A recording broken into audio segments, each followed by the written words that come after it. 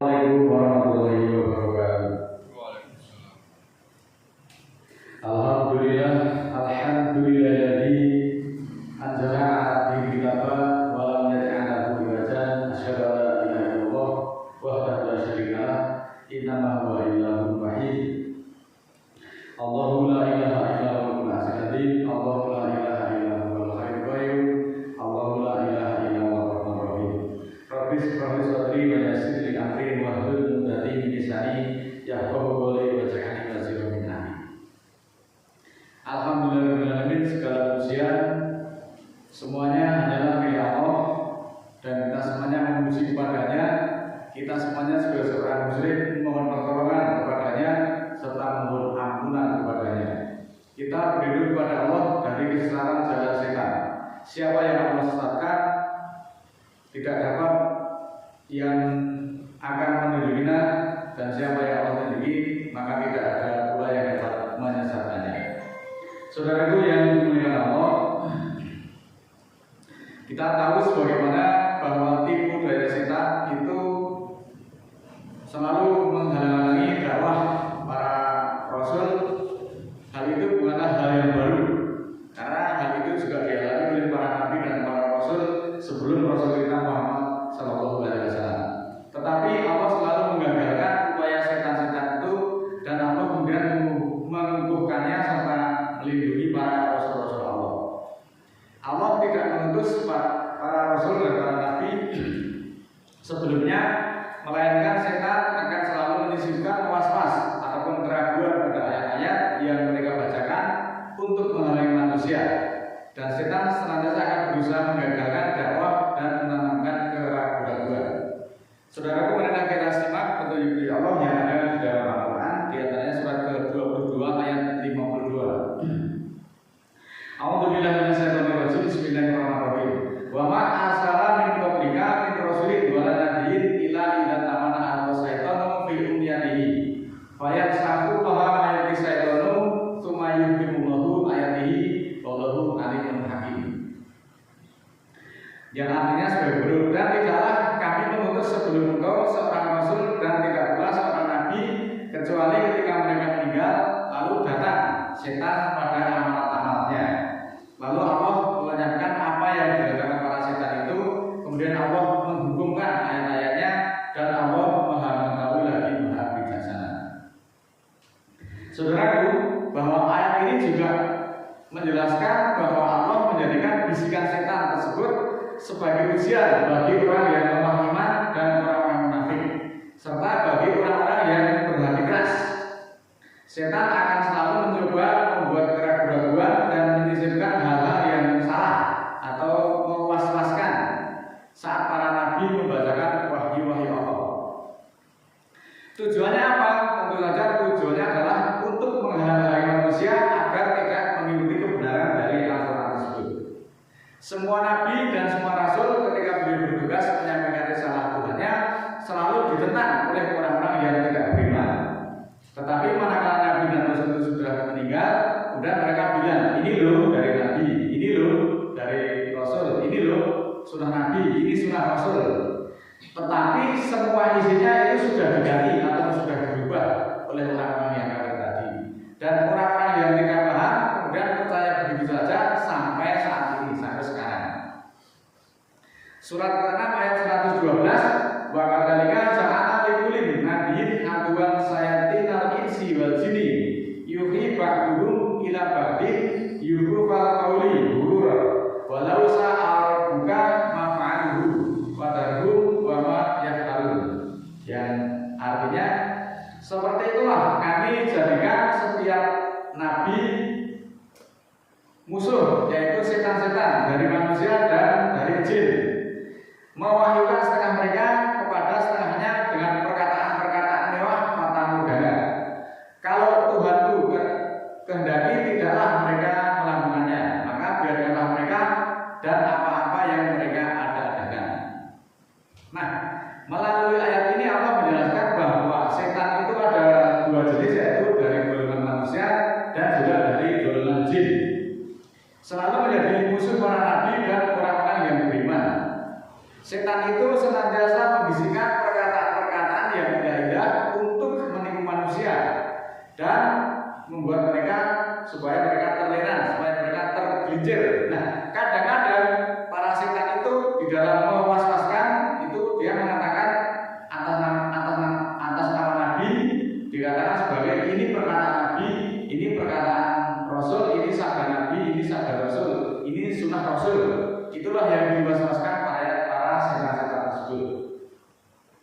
Ayat ini juga memberi peringatan bagi orang-orang yang beriman untuk senantiasa waspada terhadap tipu daya para setan-setan dan agar tidak terpengaruh oleh perkataan-perkataan yang indah-indah, tetapi semuanya adalah menyesatkan.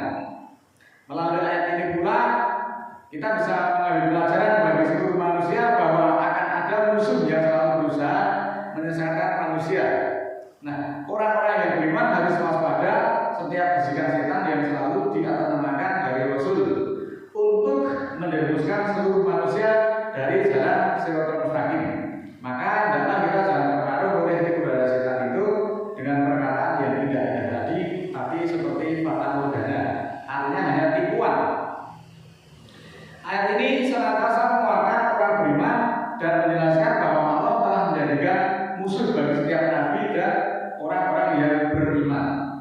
Tetapi Allah juga memberikan perlindungan serta petunjuk kepada mereka yang setia dan menjadikan Allah satu-satunya tanpa serikat, baik di dalam hukum maupun di dalam beribadah.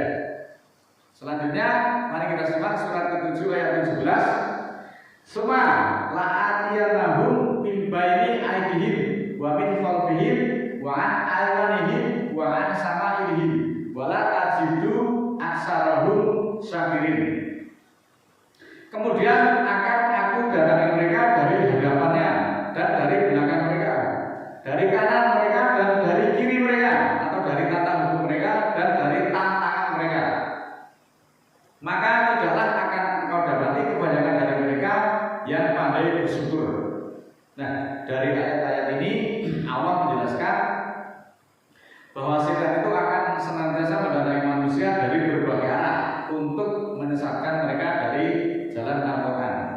Ayat ini meningkatkan kesadaran akan tipu daya setan dan bagaimana mereka berusaha menyesatkan seluruh manusia. Al-Quran menjelaskan bahwa kebanyakan manusia tidak bersyukur kepada Allah, meskipun Allah telah banyak memberikan kenikmatan yang banyak kepada mereka. Hal ini menjadikan peringatan bagi manusia untuk senantiasa selalu bersyukur atas nikmat Allah yang telah diberikan kepada mereka. Wa inna ta'udu nikmatallahi la tusuha innallaha laghafurur rahim, surat ke-16 ayat 18. Dan jika kamu menghitung nikmat Allah, maka tidaklah kamu akan sanggup menghitungnya atau mencatatnya. Sesungguhnya Allah Maha Pengampun lagi Maha Penyayang. Inilah saudaraku, melalui ayat ini dijelaskan betapa nikmat Allah yang diberikan kepada hambanya itu sangat luas, sangat banyak, tidak terbatas. Kalau manusia itu akan menghitung nikmat Allah ataupun akan mencatatnya, niscaya mereka tidak akan sanggup menghitungnya. Karena apa? Karena saking banyaknya, saking lengkapnya nikmatnya Allah itu. Namun setan menggoda manusia dari berbagai sisi dengan menjadikan kejahatan itu terasa indah dan juga menjauhkan dari jalan kebenaran, serta menghalang-halangi untuk beramal saleh seperti yang dijelaskan di dalam Al-Quran tersebut. Godaan datang dari berbagai arah, dari depan dengan menanamkan keraguan-keraguan dan merupakan nikmat, dari belakang itu dengan mendorong cinta kepada dunia yang berlebihan sehingga merupakan tugasnya sebagai manusia, sebagai hamba Allah. Dari kanan itu meremehkan ibadah dan juga dari kiri artinya menghiasi kemaksiatan. Untuk menghindari, kita harus berdoa dan minta perlindungan kepada Allah, kemudian berserah diri dan senantiasa kita harus selalu memperkuat keimanan. A'udzubillahi minasyaitonir rajim. Bismillahirrahmanirrahim. Surat ke-6 ayat 113. Walitas wa ilaihi afidatul ladzi la yu'minuna bil akhirati waliyar dauhu waliyat tarifu ma hum muqtarifun.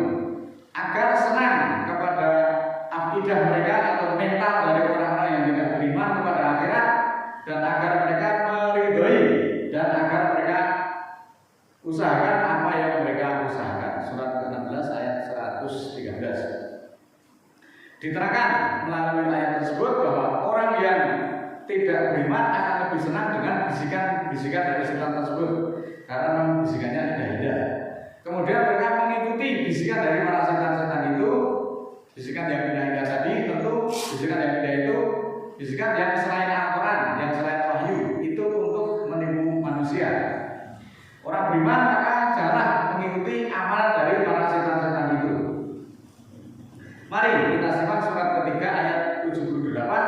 Wa inna minhum la fariqun yuwal yasinatahum bil kitab ditasabuhu minal kitab wa ma huwa minal kitab wa yaquluna huwa min indillah wa ma huwa min indillah wa yaquluna Allahil kadiba wa hum ya'lamun.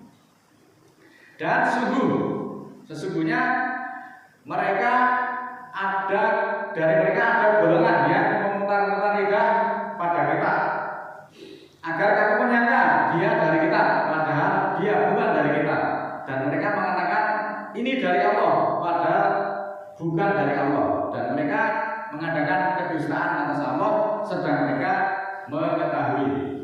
Saudaraku muslimin muslimat yang dimuliakan Allah, ayat ini diawali dengan frasa dan sungguh. Ini artinya Allah itu sungguh-sungguh menerangkan tenanan gitu. Kita harus memperhatikan, dan sungguh itu artinya ini sejatinya atau tenanan akan ada orang-orang yang tidak bertanggung jawab dengan memutar-mutar lidah. Memutar-mutar lidah dia dalil kalau itu karena saking pandainya berdalil untuk mengelabui manusia. Kemudian dia memutar lidah dengan kita, mencampur adukan dengan kita supaya audien atau supaya pendengarnya atau supaya pengikutnya itu mengira bahwa yang dikatakan berbusa-busa tadi itu semuanya perintah Allah, merupakan hanya dari Allah. Kemudian mereka juga mengatakan ini dari Allah, ini dari Nabi, ini sabda Nabi, ini sunnah Nabi, ini sunnah Rasul. Padahal semuanya bukan dari Allah, semuanya bukan dari Rasul, dan kita tidak mengetahui. Mereka semuanya itu berdusta atas nama Allah dan Rasul dengan sengaja. Semua yang disampaikan itu semuanya sudah diganti dengan kedustaan. Nah, pertanyaannya apakah kita akan mengikuti tipe orang-orang yang seperti ini? Sedangkan Allah sudah memberi informasi kepada kita semuanya melalui Al-Quran. Apakah kita akan mengabaikannya?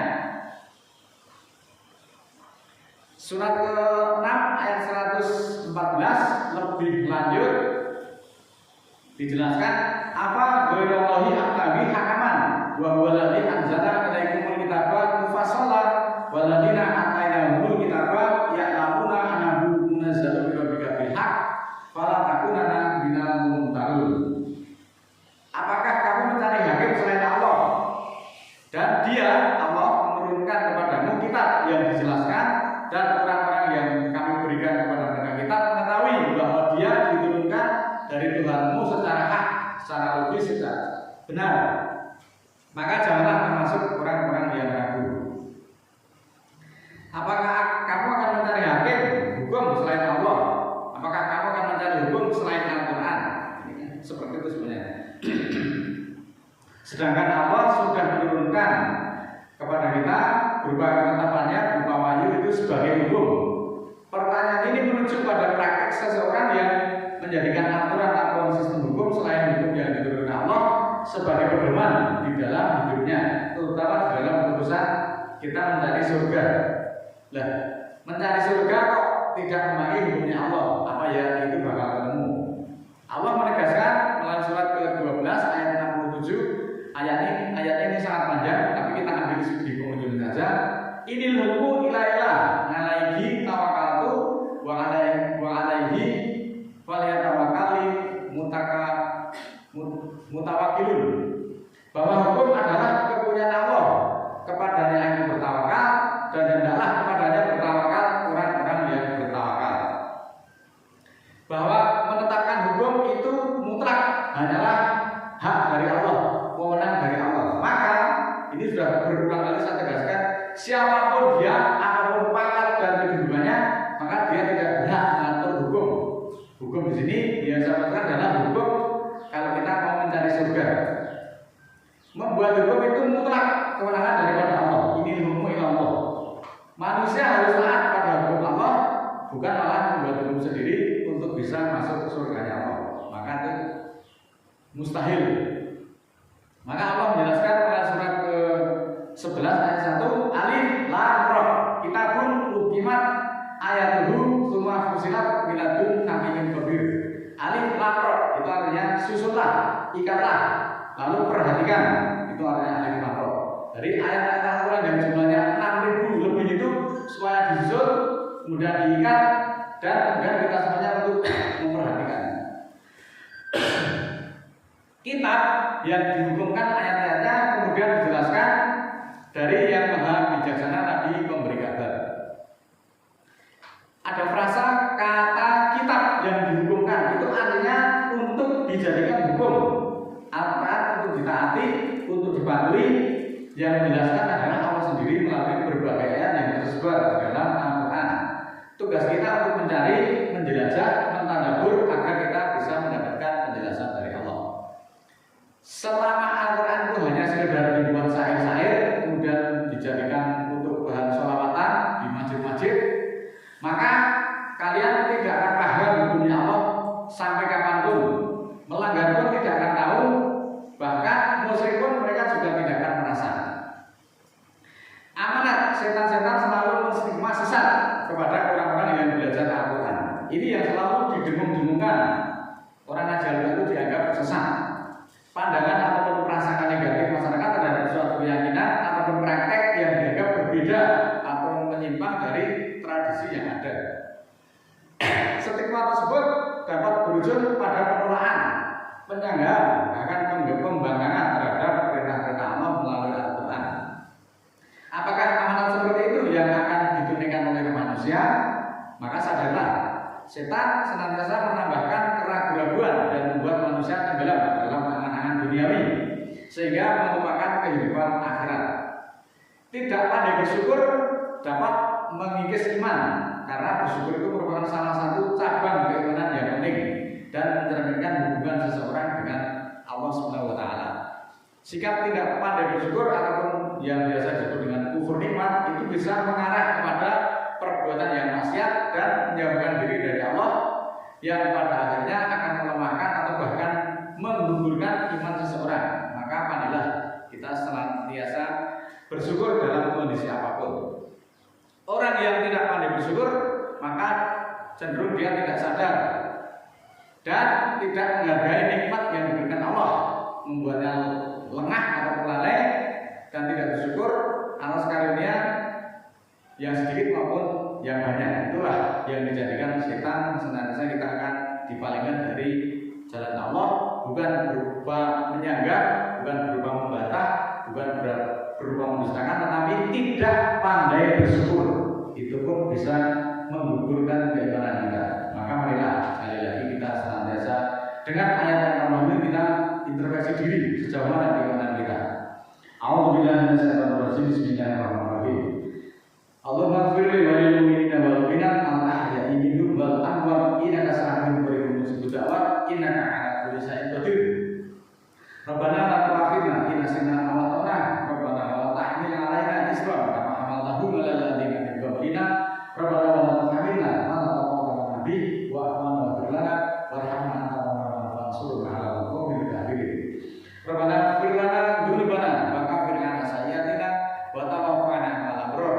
Rabbana la tuzigh qulubana ba'da idh hadaytana wa hab lana min ladunka rahmah innaka antal wahhab. Rabbi ighfirli Rabbana ighfir lana wa li ikhwanina alladziina sabaquna bil iman wa la taj'al fi qulubina ghillan lil ladziina amanu rabbana innaka ra'ufur rahim. Subhana rabbika